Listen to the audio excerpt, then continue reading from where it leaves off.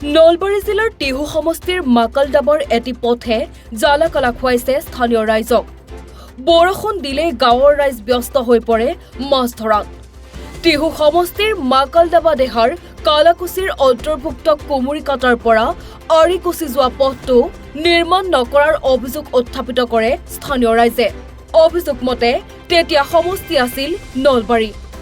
নলবাৰী সমষ্টিৰ বিধায়ক জয়ন্ত মল্ল বৰুৱাই পথটো নিৰ্মাণ কৰি দিয়াৰ প্ৰতিশ্ৰুতি দিছিল, কিন্তু সেই প্ৰতিশ্ৰুতি হৈয়ে ৰল। টিহু সমষ্টিৰ বিধায়ক চন্দ্ৰমোহন পাটোৱাৰীয়েও ৰাইজক প্ৰতিশ্ৰুতি দিছিল যে পথটো নিৰ্মাণ কৰি দিব, কিন্তু চন্দ্ৰমোহন পাটোৱাৰীয়েও পথটো নিৰ্মাণ কৰি দিয়াৰ প্ৰতিশ্ৰুতি হৈয়ে ৰল। অঞ্চলৰ ৰাইজে 15-20 বছৰ ধৰি জ্বালা-কালা খাই আহিছে এই পথটোৰ বাবে। এই পথটোৰে স্কুলীয়া ছাত্ৰ-ছাত্ৰীয়ে অহা যোৱা কৰাত সন্মুখীন হৈছে অসুবিধাৰ। উল্লেখযোগ্য যে পথটোৰ বাবে 108ক ফোন কৰিলেও পথটোৰ বাবেই নাহে বুলি মন্তব্য কৰে ভুক্তভোগী ৰাইজে। মাকালদবা আমাৰ দেহাৰ কালাকুছি গাঁৱৰ লগত অন্তৰ্ভুক্ত হয় আৰু এই ৰাস্তাটোৰ কুমুৰিকাটাৰ পৰা আপটো আৰিকুছিলৈ ৰাস্তাটো আমাৰ সংযোগ হয়। প্ৰথমতে আমাৰ বিধায়ক আছিল আমাৰ মাননীয় জয়ন্ত মল্ল বৰুৱা।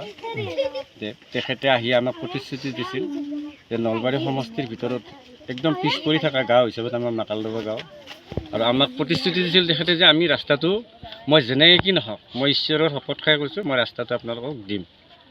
তাৰপিছত আমাৰ সমষ্টি চেঞ্জ হ'ল। এইবাৰ আহিল আমাৰ টিহু সমষ্টি।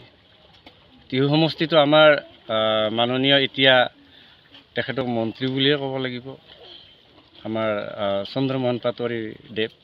তেখেতো আহি আমাক ইলেকশ্যনৰ আগত প্ৰতিশ্ৰুতি দি গ'ল।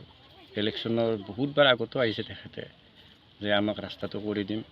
আজি আমি প্ৰায় 15-20 বছৰ ধৰি সেই ৰাস্তাটোত বহুত প্ৰতিঘাতৰ সৃষ্টি হৈছে। যেনেকৈ স্কুলীয়া ল'ৰা ছোৱালী আগত যিখন দলং দেখা পাইছে আপোনালোকে, দলংখনত দুটা মাথাউৰি এতিয়া বৰ্তমান খহি গৈছে, দেখিছে ন আপোনালোকে?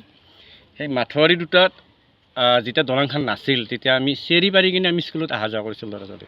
তাত বহুতবাৰ ল'ৰা ছোৱালী পৰিছে, স্কুলত যাওঁতে আঘাত হৈছে, হস্পিটেলত নিব লগা হৈছে।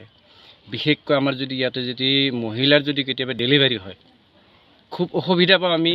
108 মাতাৰ কাৰণে খুব কঠিন হয় আমাৰ, কাৰণ কিয় 108 আহাৰ